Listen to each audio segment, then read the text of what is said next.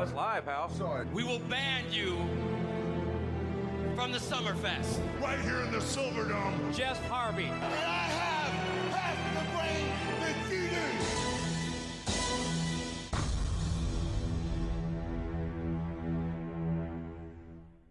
Welcome to Wrestle Hunks Weekly. I'm Brody Price, and as always, I'm joined by the Elias to my Shane McMahon, Nathan Marler.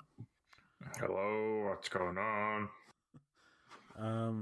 We've got a bit to talk about today. There's some things happening on Raw and SmackDown in the wrestling world, so we'll get stuck into that. We've got top 5 a bit later on, and some Twitter questions, so we'll get to all of that. But we have to start the show off by talking about one of the strangest things that you could have imagined happening on Raw this week, and that was the Firefly Fun House. For those of you that don't know what happened, now seems that Bray Wyatt is a Twisted Kids TV show host with his two friends from the recent vignettes that we've seen air, Mercy the Buzzard and Penny the Witch, I believe her name is. Wyatt took a chainsaw and cut up a cardboard cutout of his old character.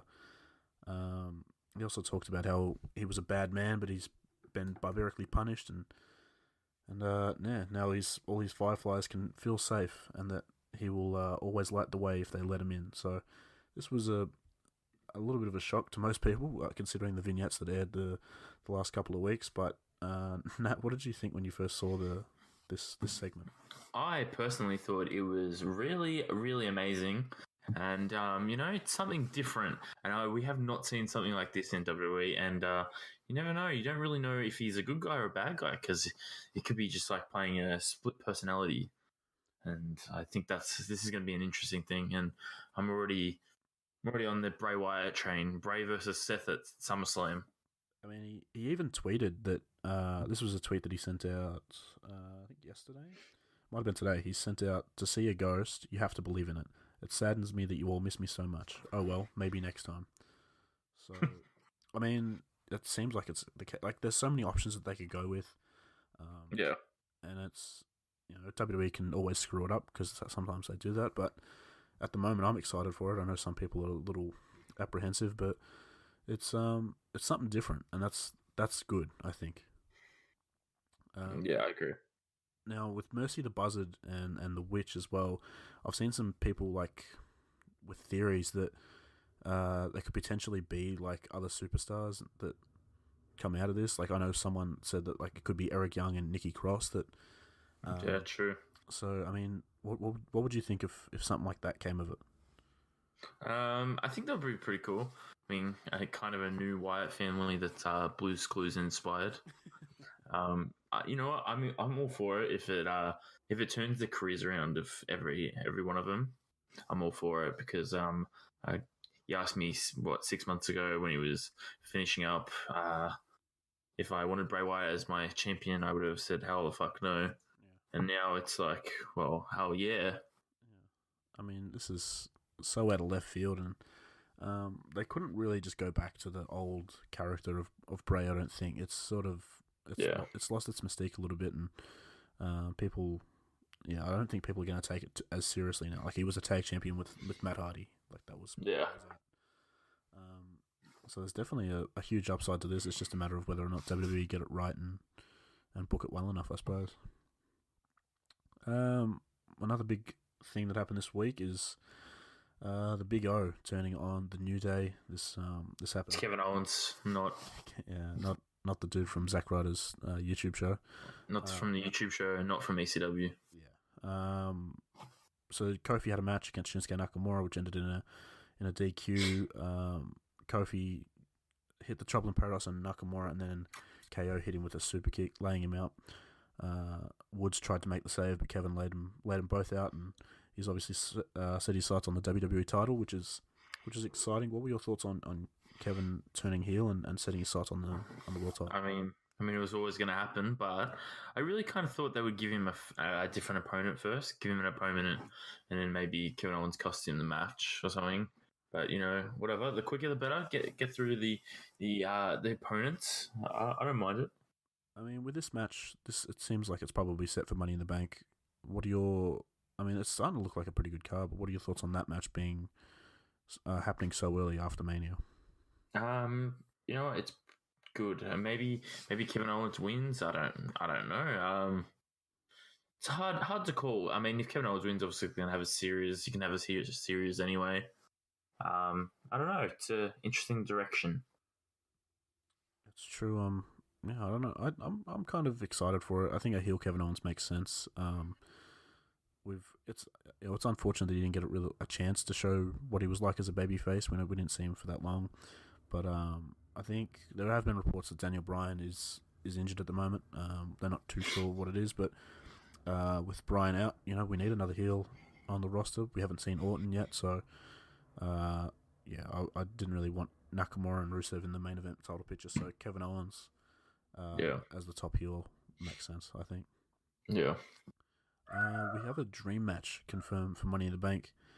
AJ Styles defeated Rey Mysterio and Samoa Joe in a triple threat match. We saw Baron Corbin defeat The Miz and Drew McIntyre, which led to a number one contender match between Styles and Corbin. AJ got the win, and he's now facing Seth Rollins at Money in the Bank for the Universal title. This is one that people have sort of speculated for years since AJ joined the company that everyone would love to see. So what are your thoughts on WWE finally giving us this dream match at Money in the Bank? I mean, when AJ joined the company, when was that? 2016? 2015? I think it was 16. Seth was tippy top of the company, so I mean, this is what we've wanted, and they're actually going to give it to us. And it'd be interesting if it's just going to be a babyface, or if AJ does turn. But the most interesting name there is Baron Corbin, and I can't wait till he gets into that title picture. I mean, yeah, that's something we should talk about. What were your thoughts on Corbin getting the win against Miz and McIntyre in that triple threat? He pinned Miz, correct? Yeah. Yeah. I don't hate it. I mean, because Miz is, it's probably not right to say, but Miz is a part timer. He's not there every week. I mean, as long as he didn't pin Drew, it's fine. I like Baron Corbin. It's such a low thing. No one likes Baron Corbin, but I see him challenging Seth pretty soon, actually. People don't want to hear that, but I think it's a very easy feud to have, and Seth's obviously going to come out of it as the champion. So it's interesting, but I kind of hope we get a heel AJ versus Seth. Yeah, I mean, I'm pretty sure Drew hit the Claymore on Miz, and then Corbin sort of threw him out of the ring, and that's how Corbin got the win. So I like that. They've kept McIntyre strong. I'd like to see him and Seth down the line at some point. I'd like to see Drew be the champion. But yeah, you're right. I think Corbin's probably the next one after Styles if Rollins retains. I don't think AJ wins the belt, so I think they've just sort of lined up some opponents now for Seth, and it's looking good. He probably have a long title reign. Just work his way through him. But the match itself, I think this is probably going to steal the show at Money in the Bank. Oh, 100%. I mean, yeah. How could it not? Exactly. These are two of the best in the world, not just in WWE. So it's going to be pretty fun to watch. A couple matches that got announced for Money in the Bank for the women's titles. It's Becky 2 belts. She's going to defend both of her titles. The first one is the Raw Women's title against Lacey Evans. And then Charlotte defeated Bayley this week on SmackDown to become the number one contender. She'll challenge for the SmackDown title at Money in the Bank. The first thing I wanted to talk about is Bayley. I don't know. Did you see the segment? I did. She's angry. She's an angry boy. I got really hyped because I didn't expect that from Bayley. The crowd, I think, was surprised as well. Like she showed a different side of herself. It was new. It was different. I was like, yes, this is the Bayley I want to see. And I got excited. I was like, this could be Bayley versus Becky. Give someone else a push for the SmackDown title, and then Charlotte beat her in the next in the match. So, first of all, do you think Bayley can they restore Bayley at some point, hopefully soon, and she can get into that title picture? I think so. I think it just shows if you tell a story right, she'll be back in the title picture, and a glimpse of like a bit of a heel kind of demeanor, and the crowd buys it. I see Becky staying on Raw, so she'll retain the Raw Championship, but I do see her losing the title to Charlotte, whether it be because maybe Bayley interferes and attacks Becky or something. I don't know, but I see Becky on Raw. Obviously, they're trying to bloody keep every couple together these days. Yeah. And Becky and Seth on Raw. I mean, it's interesting. I mean, and they've got multiple options for Becky to lose one of her titles. Obviously, the 2 matches, but the Money in the Bank match as well will happen at some point. So even if they want to, like, that's a way to keep Becky strong. I think is if she somehow defends both titles and then someone cashes in on her. Yeah, she's not going to look weak. She's just won 2 matches and then loses on a cash in. So, it'll be interesting to see. What are your thoughts on the Lacey Evans match and the way they've built her towards this match with Becky? I like it. The women's right just does everything. Just knocks her out. Exactly. It's like Big Show's weapon of mass destruction. I will say though, fucking Becky Lynch versus Alicia Fox does not do it for me. Does not do it. That is not an acceptable match for Raw, and I'll get into Raw later in the news, but that's not an acceptable match to have on Raw. I mean, at least it wasn't like, I appreciate that they didn't put like Dana Brooke out there because like I want to see her get a push at some point. So like they're not jobbing out someone. What confused me though is Alicia Fox got offense in. This girl went to fucking rehab and she's just beating the shit out of Becky. Fuck her, man. It should have been a squash match and the match wouldn't have looked as bad in turn. Yeah, I don't know why Becky didn't just get her into the disarmer and win straight away. It makes no sense, but I don't know. I don't think they're going to build to Alicia Fox getting a push at any point, so I don't know why. I hope not. I don't know why they need to keep her strong, but if they did, they would be crazier than a fox. You should put that on a t-shirt. Oh shit, they should have been. So yeah, that's obviously those matches. It's sort of shaping up to be a pretty good Money in the Bank card. Obviously, the 2 ladder matches as well for the women and the men. So that's going to be fun to watch. And one other thing from Raw that we'll get into sort of in depth is Sami Zayn cut another great promo. He told the WWE Universe that they don't want to be responsible, but he's going to make them responsible for their actions. And he sort of ran through like how happy he actually is. He's not angry. He spent the 10 months in Norway, in Iceland, Sweden, Switzerland, and he said he'd rather be anywhere else than Des Moines, Iowa, which was obviously got a bit of heel heat. And then he said if anyone has a problem, that they should take a little page out of Sami Zayn's book and take a trip. They can all go to hell, which I popped so hard for when he said that. The guy is just so entertaining, and this heel character that he's sort of got at the moment, he's been doing the last couple of weeks, is just so funny. What are your thoughts on Sami and the character that he's doing at the moment? I like it because it portrays his kind of character, or not his character, but how he is as a person. He is very much a humanitarian. He cares for like his home country of Syria and stuff, and people aren't into that. He's very much an environmentalist, and he's a heel. Like, we don't like him, just wrestle. I think it works well. I think it's pretty good. It's a pretty cool heel character. It's kind of like a little bit of a different version to Daniel Bryan. Yeah, it is similar to Daniel Bryan, but it's different enough to be something else. So I like that. I don't know where they go with it. I don't know who his first feud is, but I'm just enjoying the promos at the moment. He's doing a great job. He's obviously a super talent in the ring, so whatever he does character wise is a bonus because it's true. Very good, but some other little notes from Raw we'll quickly get into. Cesaro has made the jump to Raw. He got a win over Cedric Alexander in Alexander's debut. What are your thoughts on Cesaro going to Raw and breaking up the bar?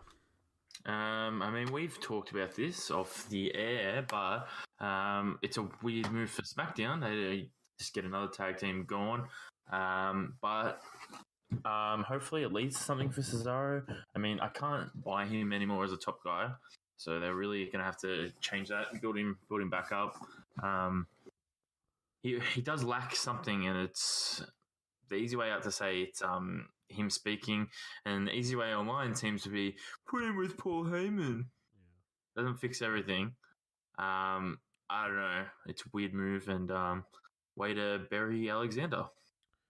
Yeah, it seems interesting that Cesaro would not win, but to have him beat Alexander in his first match. I'm sure they could have found someone else for him to have a match against. Obviously, it was a good match. These two were very good in the ring, but Oh, buddy, a cruiserweight couldn't beat a cyborg. Exactly.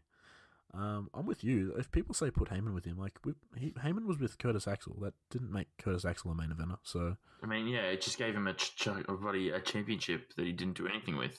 So I love Cesaro. Obviously, we're fans of him. We've seen his work. We know what he can do. Yeah. There was a point in time a couple of years ago where it felt like he could get that push to the main event, but things didn't work out that way. So hopefully they do something with him. But I mean, yeah, like you said, no SmackDown with another tag team getting broken up. There's not a lot there. So it's interesting. That's all I can say. Interesting.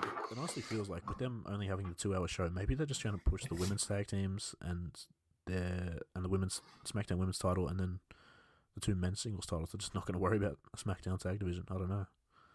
I reckon that'd be the go. It's like it's not a tag team. It's not a belt that needs to be a thing. I mean, they could just have the tag teams on Raw. Like, why not have the women's tag teams on? Because I think they should do it. A lot of the women's tag teams are on SmackDown as well. So maybe just have the men's tags on Raw, the women's tags on SmackDown or something. I don't know. No, I agree with that. Because like SmackDown this week, it didn't feel like it felt like everything got time, but there was no sign of the tag teams, like the Hardys or anything. So yeah, it'd be interesting to see what they do going forward. Another name change for the War Raiders. This time they are not the Viking Experience; they're the Viking Raiders. So what do you mean? Bit of a mashup. What do I mean? Yeah, I just mean war. Do you mean? So Viking Raiders now. We'll have to get used to that is an upgrade from Viking Experience, wouldn't you think? 100%. But we're still too dumb to know they're Vikings. I still don't like Ivar and Eric or whatever they're called. I'd rather Hanson and Nero, but I mean, that is what it is, I suppose. They attacked the Lucha House Party pre-match, and we saw a backstage promo from Hawkins and Ryder saying that hey, they're new. We could probably beat them. So, good luck, boys. What are your thoughts on the Raw Tag Division at the moment? It's weird. Obviously, it's only a matter of time before Viking Raiders are champions because they're very much clearly the most dominant team there. Hawkins and Ryder get time to say goodbye. One thing I really enjoyed is they had a backstage promo between the Usos and the Revival, and that it seems like they're going to do a feud between them without the titles, which is something we haven't seen from. They don't do it often, yeah. Yeah, so last time that happened was Enzo and Cass and the Dudleys. Yeah, that's what it feels like. So it's cool that at least one tag division sort of flourishing at the moment. They've got the War Raiders and Hawkins and Ryder sort of over doing one thing, and then they've got the Revival and Usos, which is obviously going to be a great match if it happens. So kudos to them for actually caring about one tag division. Bobby Roode got a name change and a bit of a cleanup with his facial hair. He is now a mustached Robert Roode as he defeated Ricochet for some reason in singles competition. So, what are your Get the shovels out. What are your thoughts on Bobby Roode changing his name, his look, and getting the win on Ricochet? Yeah, once again, just a simple bit of a shift in character, and he's shaved his beard, has a sexy porn stash, looks like Joey Ryan's son, and but I don't agree with beating Ricochet. You literally have jobbers on your roster. You have fucking Heath Slater and the B team, and you use Ricochet and Cedric as bait. I don't hate the Robert Roode thing. That's pretty cool. His heel, I liked his promo. He dropped 150 pounds of dead weight in Chad Gable. That's a good way to bury him. It's all right. Hope it leads to something. Yeah, I like it. I mean, Bobby Roode was very good in NXT as a heel. That was where he sort of shined. And then once he got to the main roster, because of his theme song, he was a babyface. So it did make a lot of sense. But now that he's a heel, it's good. Again, Ricochet and Alexander, I don't know what they're doing there. I mean, so Cesaro and Roode are both heels. Corbin's a heel. McIntyre. They got Lashley on the roster as well, and Sami Zayn as well, another heel. So it just seems like you're gonna have to have baby faces at some point, sort of getting wins. So who knows where they go with Roode, but I like the direction they're going with it. Yeah. So we'll start with this is the last sort of note I have for Raw, and then we'll transition into SmackDown as well. Naomi defeats Billie Kay in a singles match. And then on SmackDown, Kairi Sane beat Peyton Royce. Which, I mean, what are your thoughts on the Iconics losing 2 singles matches in 2 nights?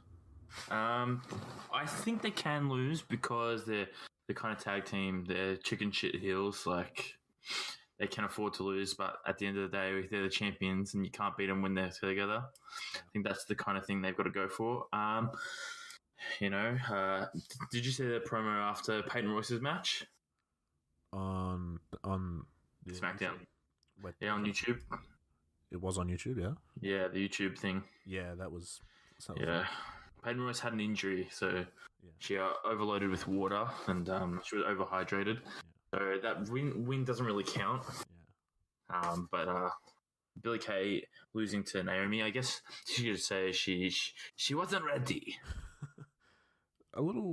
Something that I find interesting with that, like there was ways to further these stories, I think, in the same way that they did without having the Iconics lose. I mean, the whole thing on Raw is that Naomi doesn't have friends or doesn't have a partner, so why not use Peyton on the outside to help Billie win, to further that Naomi needs a partner. Now it looks like she can stand on her own.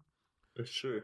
And Kyrie getting the win over Peyton, I don't have a problem with that, but they had Sonya Deville and Mandy Rose come down and sort of stare down Asuka and Kyrie Sane. But there's like a feud there because it's like an absolution sort of thing. Mandy and Sonya think that Paige is going to come crawling back once Asuka and Kyrie Sane don't work out.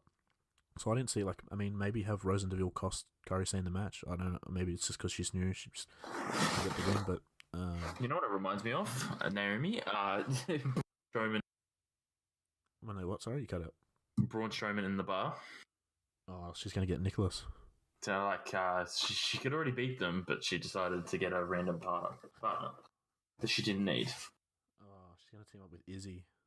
Oh, I'd kill myself. If that happened, I'd never watch... I don't think I could watch wrestling again. Yeah, that would ruin it for me. I'd quit. So transitioning into SmackDown here, the show started off with Shane McMahon cutting a promo and sort of having a go at Roman Reigns for beating up, someone's father. Like, who would do that? That doesn't make any sense. So Reigns came out, looked like they were going to throw hands, but then Elias attacked Roman Reigns from behind, and he and Shane sort of beat him down. Elias challenged Reigns to a match at Money in the Bank, which he accepted. So, what are your thoughts on the alliance there between Shane and Elias, and now the match at Money in the Bank? I don't think you announced Shane McMahon the right way, but that's okay. I'm no Greg Hamilton. It's true. I like it. Elias has a thing for bloody authoritative heels. Like, get a bit of a coexistence with Baron Corbin on Raw, and he tried to help Vince McMahon, and I think it's pretty cool. Elias and Reigns. I mean, it's definitely going to raise Elias's stock working with Reigns. So I think that works. I mean, Elias is the type of guy who could lose 100 matches, but then perform a song, and we don't give a fuck. Yeah, I mean that's the thing. Like, his character is based around his music rather than his in-ring work. So, I agree with you. It's surprising that we didn't see this at all, really, when Elias was on Raw. I think Reigns was probably too busy with Strowman and Lesnar the entire time. So, it's an interesting matchup we're getting at Money in the Bank, but so it should be interesting. I mean, I'm not a fan of them keeping the McMahons on the show all the time in storylines, but I mean, if it helps raise Elias' stock, like you said, then I guess that'll be fine with me. Yeah. So Andrade and Zelina Vega have moved back to SmackDown Live, and his first match back was a match against Finn Balor, the Intercontinental Champion, which Finn got the win. I think Zelina got involved a little bit and sort of cost Andrade with a bit of confusion there. So, what are your thoughts on Andrade losing his first match back on SmackDown? I think you mentioned it the other day. It's like he's the type of guy who can lose all the time, and it's like it doesn't really matter as long as he's putting in a good performance. I don't know if this is a sign for anything between Andrade and Zelina, but have to wait and see. They need to keep them together because I think she does a great job of managing him. He His English isn't as great as what you'd want it for a guy to sort of do his own promos and stuff like that. So I think it's a perfect match. But this is so Andrade beat him on Raw. When Andrade went to Raw, the first match, and then Finn wins this one. So maybe it's just a series of matches that we get for the title. Maybe I don't know, but yeah, true. The two are very good in the ring, so we know we're going to get good matches out of them. So it'll be interesting to see what goes on from here. And a couple other movements that happened this week between Raw and SmackDown. Aleister Black is now on SmackDown as well, sort of keeping him with his actual wife, Selena Vega. Jinder Mahal and the Singh brothers were on SmackDown, which is, that's something. That happened. And I sort of glossed over it, but the triple threat with AJ, Ray, and Samoa Joe. Samoa Joe's now on Raw. We speculated that last week, but it has been confirmed, so he's on Raw now. What are your thoughts on any of those moves? Any of those really do you care for, or not really? Yeah, because Jinder's back home on SmackDown where he won the double title. Absolutely. He's going to probably recapture it now that he's back. He's he's a couple wins away from the WWE title again. I don't really care. It's just kind of weird that they moved them all back to SmackDown. Yeah. But I guess the reports were something that they wanted Andrade on SmackDown. Yeah, there was. They wanted a Mexican Latino sort of star, and with Andrade and Ray both leaving, they needed one. So Andrade was the one that moved back, which is interesting. But I quite like Andrade, so we'll see how he goes. It's Aleister Black as well. It's sort of split up the tag team of he and Ricochet. So that's something. But I'm sure Aleister Black will be just fine. He cut a nice promo, and the crowd kind of popped for him when the promo appeared on the big screen. So hopefully big things for him. With that done, we've sort of just something that I wanted to do this week. There was not a couple matches, but there was a match announced for All Elite Wrestling's Double or Nothing that happens in about a month from now. So we'll just go through these matches, and I just wanted to gauge your excitement for the event as we near their first pay-per-view. The first match is the Over the Budget Battle Royal. Confirmed names: Sonny Kiss, Kip Sabian, Brandon Cutler, Ace Romero, Glacier, Brian Pillman Jr., Sunny Days, MJF, and Joey Janela. There's going to be more confirmed later, but those are the ones announced so far. What do you think of this Battle Royal with the names in that so far? I don't really care, but it's kind of cool seeing Glacier in it. Yeah. But I think it's stupid having MJF in a Battle Royal. Yeah, it does seem a little odd. Maybe they don't really want to put too many matches on it, the old WWE effect, but MJF and Joey Janela are pretty big names on the indies and pretty big signings for them, so it'll be interesting to see what they do going forward. But I don't think we didn't watch the Battle Royal they had it all in, did they? They didn't show that for us? No. I don't think, because the pre-show was like on some American channel. So yeah, I'm pretty sure said that the Battle Royal was good, but we didn't get a chance to see it, so we'll never know, I suppose. Dr. Britt Baker versus Kylie Ray versus Nyla Rose in a triple threat match. What are your thoughts on this one? I hope Britt Baker wins. That's it. Yeah, it's sort of a little unknown with Kylie Ray and Nyla Rose. We don't know. I've never seen either of them wrestle, so it'll be interesting to see what they do and whether or not they put on a good performance, but it's a big stage, so hopefully they get it done. SCU, Christopher Daniels, Frankie Kazarian, Scorpio Sky are wrestling. Forgotten how to pronounce this. Is it Chima? Yeah, Sema. I'll go with Sema. And he's going to team up with two of the OWE wrestlers. I think they're having a tournament over there to see which tag team goes through or something like that. So that'll be something. Is there any interest in this match for you? No. I was going to be honest. No. So the match that got announced this week, I think it got announced earlier this week. Yeah. Cody Rhodes will have his match against Dustin Rhodes, his brother, formerly known as Goldust. He's left WWE. Must have been as of last week or so. So that's confirmed now. It's Cody versus Dustin, a brother versus brother match. Do you care for this at all? Kind of, but I don't know. Not. They could have saved this for something, and it'd be interesting to see if Dustin works works there consistently, or he's just gonna be there occasionally.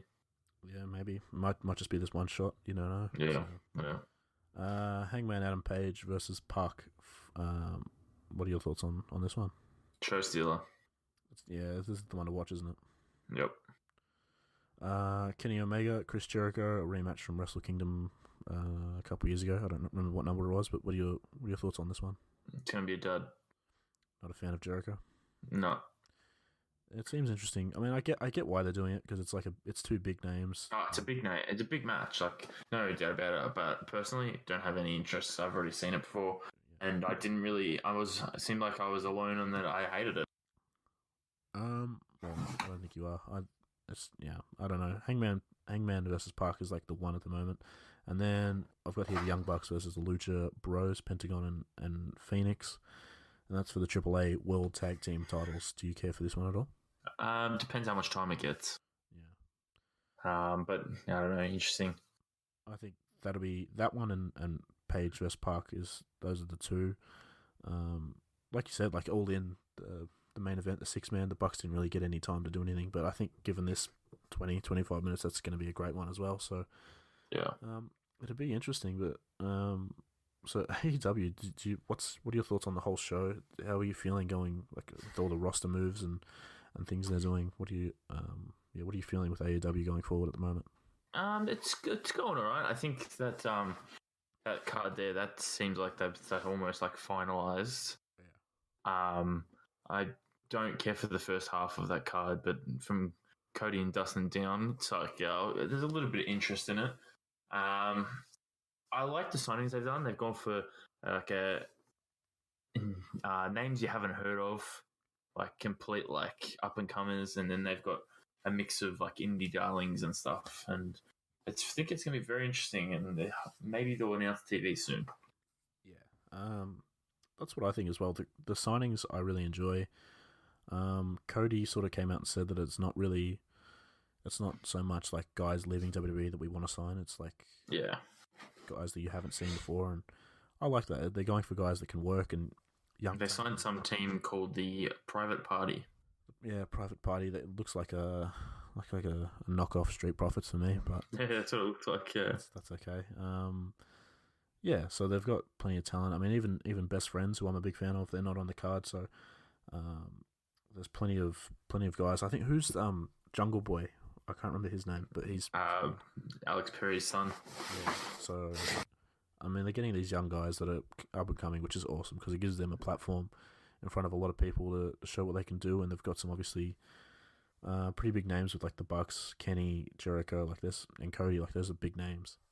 Yeah, wrestling business that they can work with. So I think it's a good idea rather than just having like ex-WWE guys that have already. I hope Glacier wins their title. Do you have a pick for the Battle Royal out of those names? Out of those names, MJF. Yeah, it wouldn't make sense to have anyone else, would it? MJF or Joey Janela. Yeah, that has to be the final two. Well, let's move on to your news roundup, Nat. Let's get stuck into it very quickly. There's not a whole heap of news, so here we go. Alexander Wolf has debuted at NXT UK tapings. Everyone thought he was quitting for some reason, and then he shows up there. Any thoughts on that? I mean, it's good for him. At least he's doing something. He's sort of just floundering on SmackDown with sanity. All right. Well, former WWE Women's Champion Jazz, she was the current NWA Women's Champion. She tweeted out that she's injured and it's due to her medical and personal issues in her life that she will have to turn the belt over without defending it. The NWA will be crowning a new champion at the Saturday's Crockett Cup event. And this is interesting because Jazz has been the NWA Women's Champion since September 2016. That is a long reign. She's been the flag bearer for the division. Yeah. So the names for this year's Best of Super Juniors has been announced for New Japan Pro Wrestling. The number of entrants has gone up from 16 to 20 this year. They feature wrestlers from not only New Japan but CMLL, Ring of Honor. The list, which was revealed today at today's Wrestling Don Tokyo, features Taguchi, Tiger Mask, Rocky Romero, Sho and Yo, Will Ospreay, Tashi Ishimori, El Desperado, Taka Michinoku, Bushi, Flip Gordon, Titan, Marty Skrull, Dragon Lee, Robbie Eagles, Jonathan Gresham, Banditos, and Takagi. And there's one spot left open. It's a mystery, and everyone thinks it's El Phantasmo. Moving on, Undertaker and Kurt Angle have been pulled from StarCast 2 by WWE. I think it's very surprising that they've done that. It's kind of shitty, but I guess StarCast is kind of linked with AEW, so I get why. Yeah, I mean, I get why, but that's kind of unfortunate. Like, StarCast is a separate thing, so it'd be cool to... And I did see people did literally buy tickets just to meet The Undertaker. Yeah, 100% I did see that. Like, people were like, this would have been like your only opportunity.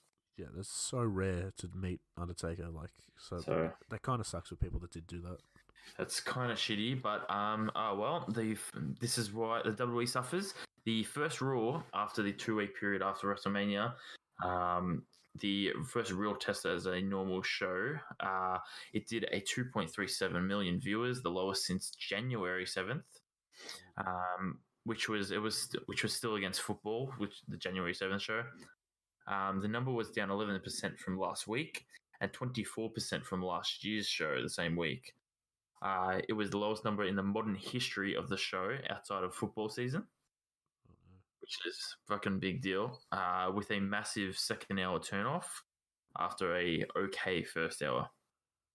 So things aren't looking good in the ratings. So they all missed out on the Firefly Fun House. That is true, but you know what? I watched it on YouTube, and you know what? Don't pull Undertaker from StarCast.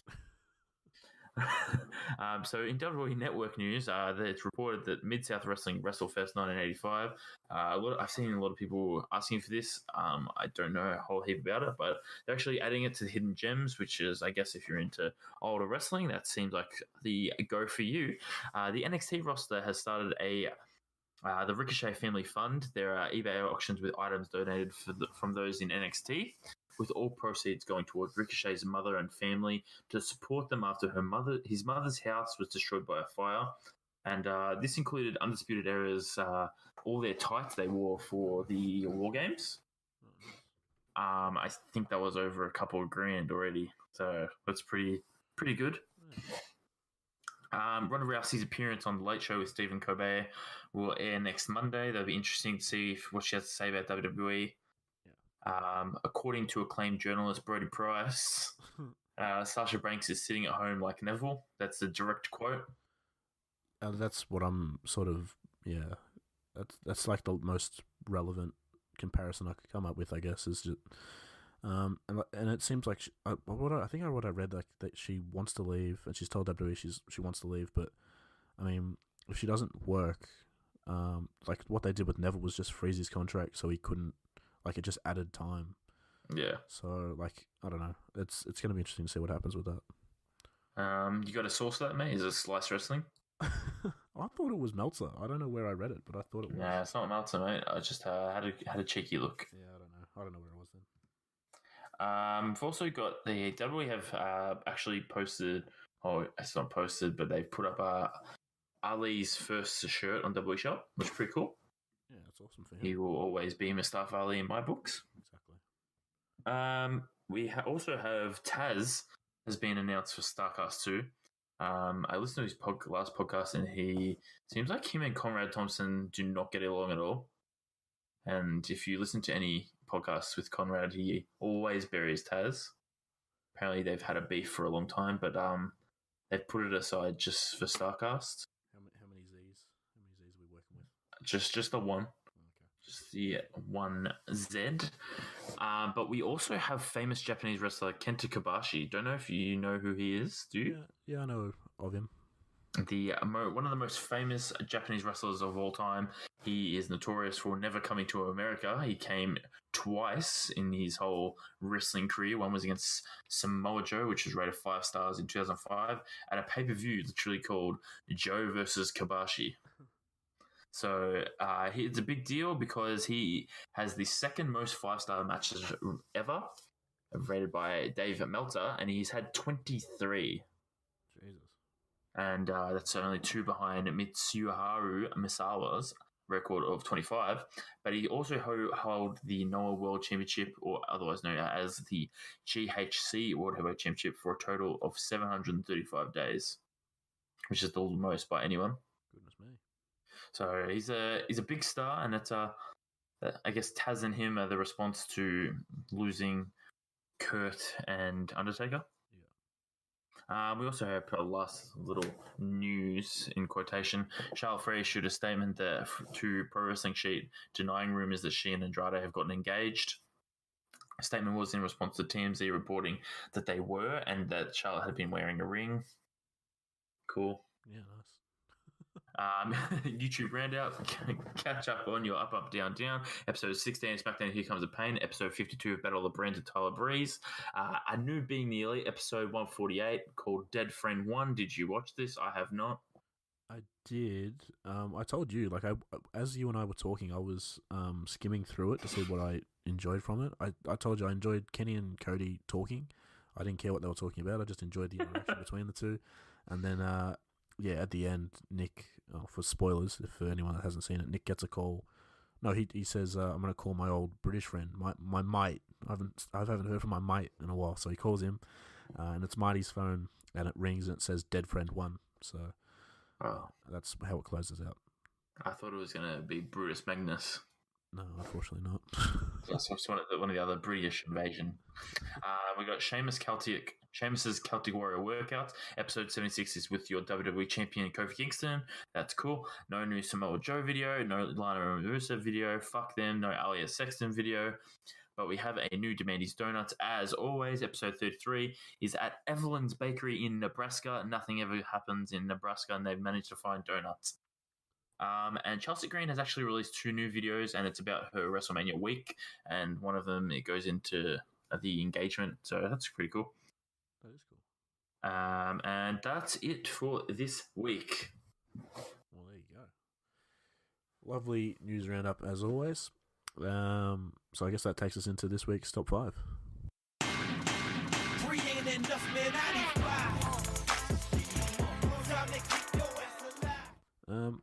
For this week, I've gone with obviously the theme with Bray and his vignettes. It sort of got me thinking about like vignettes that sort of led up to certain things in WWE and what my favourite were. So I've got my top 5 favourite vignettes that WWE have aired. Number 5, I've got Chris Jericho's It Begins vignettes from 2012. I don't know if you remember these, Nat, but I do. It was like the little kid in the classroom. It was like real creepy. I didn't really know what it was going to be, and I think Jericho does it best with his vignettes and stuff like that. So I've got that one in there at 5. Number 4, I don't know if you'll agree with me on this one, but I've got Kurt Hawkins' Face the Facts. I thought these were brilliant.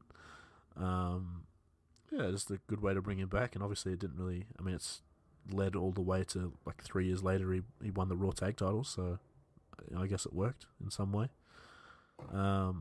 Number 3, you'll agree with me, Steven Regal's A Real Man's Man.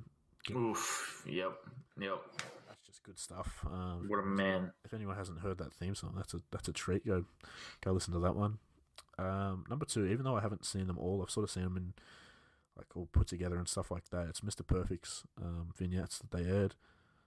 Him throwing the perfect pass I watched the other day.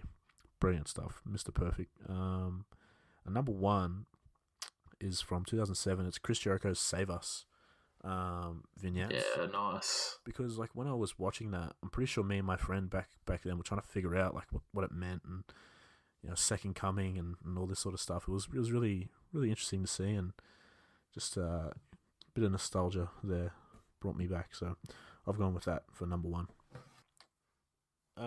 So with that being said, we've got our Q&A portion of the show, and I've just got the one Instagram question here that I'll get to. If you guys have any questions for us, or you want to get in contact with us, you can do so on Twitter and Instagram at WrestleHunksPod. If you want to get in touch with Nathan directly on Twitter, he's at Nathan Marlowe. I'm at Evil Brody Price on Twitter. This is from our friend Lockie Reed, Nat, who you spoke to. Nice. He's just asked the question, how long till Kofi gives up the title? So what are your thoughts on Kofi's reign? How long do you think this one? I don't think he's going to give up the title. I don't think he's going to give the title back. He's going to hold it forever. If I'm taking his question literally, I don't think he's just going to hand the title over, mate. I think he's going to put up a good fight, and I don't think Kevin Owens is going to get the title, but I don't know. Maybe there's another challenger out there. Maybe it's Andrade.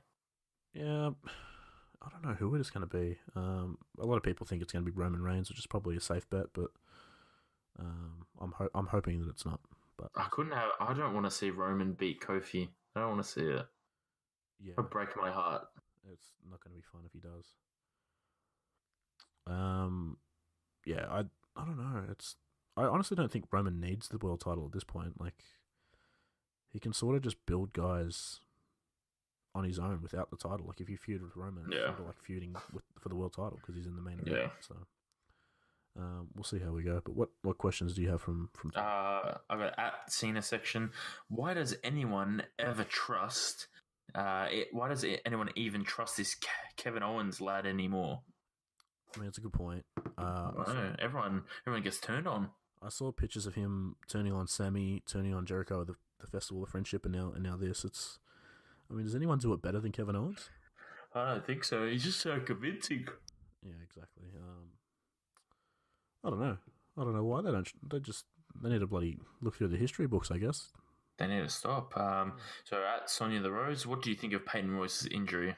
Obviously, she's not really injured, but I thought this was hilarious. Their backstage segment. They just two of the Billy Kay just repeated her "You've got to be joking me" line. it's they're just great. I don't know. I think unfortunate injury. I think some of the stuff they get. I think their Raw promo before the match was kind of. I mean, you could tell it was scripted. They were talking about like it was shit. Different sizes of coffee or something, and then it led to Ariana Grande or something. Yeah, it's very, very much the Raw writers don't understand how to write for the Iconics compared to the SmackDown. The one on SmackDown was better. I can't remember what it was about. What was it about? Was it about Kairi Sane? Something? They couldn't pronounce her name or something like that. I don't know, but it was better. But these two are the funniest people on the main roster. So I just love anything that they do. It's fair enough. And we've got from at Mela_takeover. What are your early predictions for Money in the Bank winners? This is interesting. They have a lot of options this year, I think. It's very true. Who would you like to see from the men and women to win? I'm going Andrade. It works. I don't want to be pigeonhole him to a role, but it just reminds me of Alberto Del Rio. He could cash it in the same fashion. He's the same kind of heel. And I've got for the women, I'm saying Dana Brooke because my girl, she deserves it. Yeah. It's always better when a heel wins it, I think, because the cash in is always it's like a heel thing to do after someone's won. Someone I think should get a push. I think Ember Moon would be a good one for the women. Dana Brooke would be a good one, I guess. That's probably the only ones I can sort of think of off the top of my head. I don't really. Just thinking about Ember Moon, we've completely just no-sold the Shield's final chapter. Oh wow, yeah, that happened this week, didn't it? That was the thing that happened, guys, and we reviewed it. 2 Sin Cara lager beers out of 10. And we definitely had a Costco pizza. Oh, yeah. I guess we should touch on that just briefly. I mean, yeah, it was good. They sort of did it already. Like, we watched Fastlane and it was an awesome sort of way to close out the Shield. And then they did it again. So, I mean, they did the same promo as on Raw, pretty much. And I don't know. It happened. The wrestling didn't suck. Yeah, it happened. The Elias stuff was cool, and then we went home happy. And what did we watch afterwards? We watched Armageddon 2006. That was a show. That was great. But yeah, I mean, it's cool if the network keep doing things like that. You and I sort of spoke about that. If they keep doing little live event things that we get to watch, even if it's for an hour or so, it's cool. It's worth having the network for that sort of stuff. Yeah. But back to the Money in the Bank winners for the men, I think Andrade is a great choice as well. I don't know if I want Drew to win it because I'd rather him just win the title in a match. Yeah. But yeah, maybe Andrade is the one to go with. Maybe they don't have any options. Andrade is the one. They have to pick him. Yeah, they have to now. They have to. We've made our minds up. We've booked it. It's Andrade this year. Yes, so that's all the questions for this week. Do you have anything you want to get to before we hit the road? Not really. I think I got all the wrestling off my chest. I mean, I platinumed WWE Legends of WrestleMania on PlayStation 3. It's tough to do, obviously. That happened, so everyone have fun. Everyone enjoy your weekend. It's probably going to come out on a Thursday or Friday, I assume. I don't know. I have to edit things. But yeah, so check out what podcast did we do this week? King of the Ring 02. Can't remember. I can't remember it. Go check that one out. That's up at some point. I think it's up now. Make sure you go and rate, subscribe, and share the podcast. You can find us on iTunes, Spotify, Stitcher, YouTube, all other good podcast services. Make sure you rate us 5 stars. You can, like we said before, follow the podcast on Twitter and Instagram at Wrestle Hunks Pod. Nathan's on Twitter at Nathan Marlowe. I'm at Evil Brody Price. And it's the same @ for Instagram for us too. Yes. Oh yeah, we have Instagram. I don't really use it, but Nathan does, and he's a social media influencer. So go check his Instagram out. Yes. But until next week, stay hunky.